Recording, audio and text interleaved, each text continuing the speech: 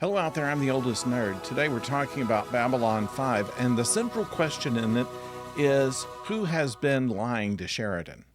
Is it his suddenly reappearing wife after 5 years we thought was dead, Anna, now being played, by the way, by Melissa Sue Gilbert, who's done a very good job at this, or Delenn?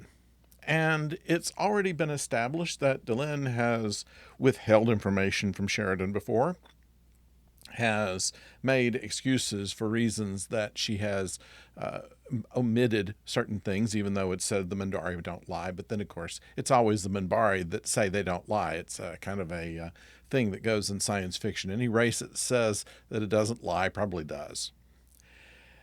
And yet there's something that Sheridan doesn't find quite right about Anna. He can't put his finger on it. But at the same time, she offers a unique opportunity to go to ZaHaDum and find out what the shadows are really about. Now, how this resolves itself, we won't go into here, but what we will say is that we have learned more about what the whole idea of the shadows is better in this episode than any other so far.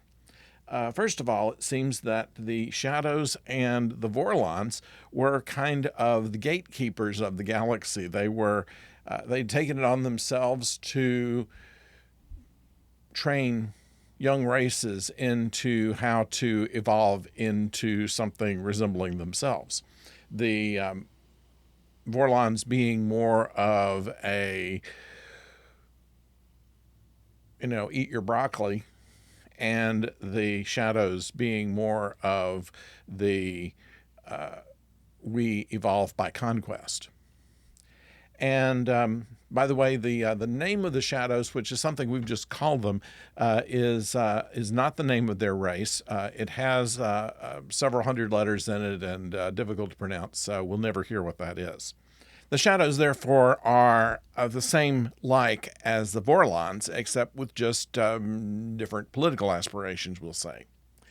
And so what we have here is a situation to where the Minbari, who have been pretty much involved with the Vorlons, have kind of taken their side, and what we know about the shadows comes essentially from the Minbari and the Vorlons. And we've already established that the Minbari don't always tell the truth. The Vorlons don't often say much of anything. So who is Sheridan to believe when his wife comes back and all the medical tests come back basically saying that she's perfectly human, her DNA matches, everything is as she was? She gives a little bit of information before they leave the station, but says it will all come clear if he just goes to ZaHaDum. So he goes, and we find out this information I just told you about the two races. And we won't go any further, so we do not give away anything about the story if you haven't seen it already. But it gives you the perfect situation for a commanding officer character. Basically, Sheridan's only role in the bigger picture is to make a decision. And it's up to him, and other people will be involved.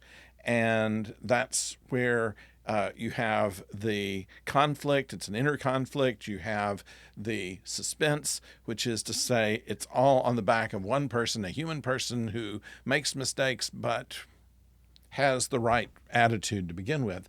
And so that's where we stand as far as this whole episode.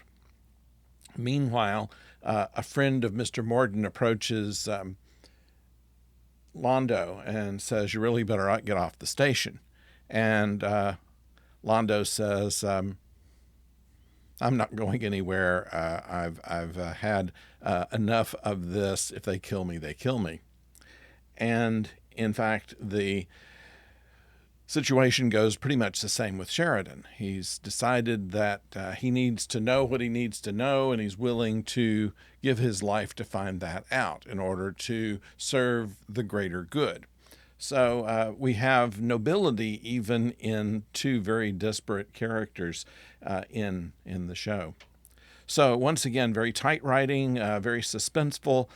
It ends on a cliffhanger, and it is really quite well done. ZaHaDum, we see a little of ZaHaDum. The special effects kind of indicate what kind of society is there. And we also have a Chekhov's gun earlier on where Jakar finds some things that are equivalent of 400 megatons of TNT that can be used as mines. And that's going to have to come into some aspect of the episode. And it does.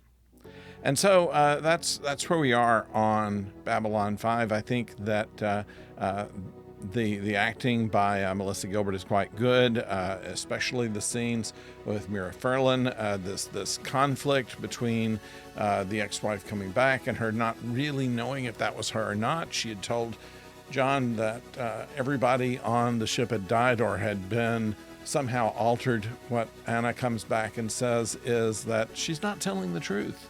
That there were people that were spared and not harmed, and I was able to continue doing my work, and I don't mind living there.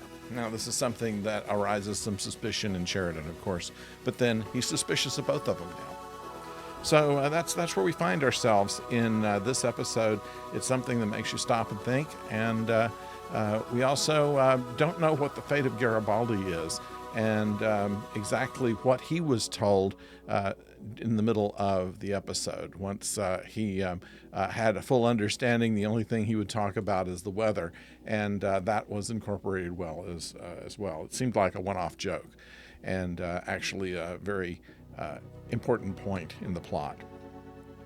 So I'd like to know what you think about this episode.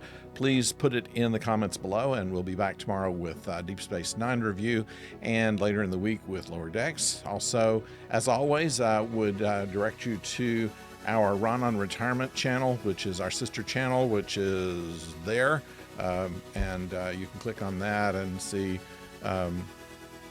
what's fairly recent as to what we're doing on that side of the channel. So thank you for joining us. Until next time, don't go far.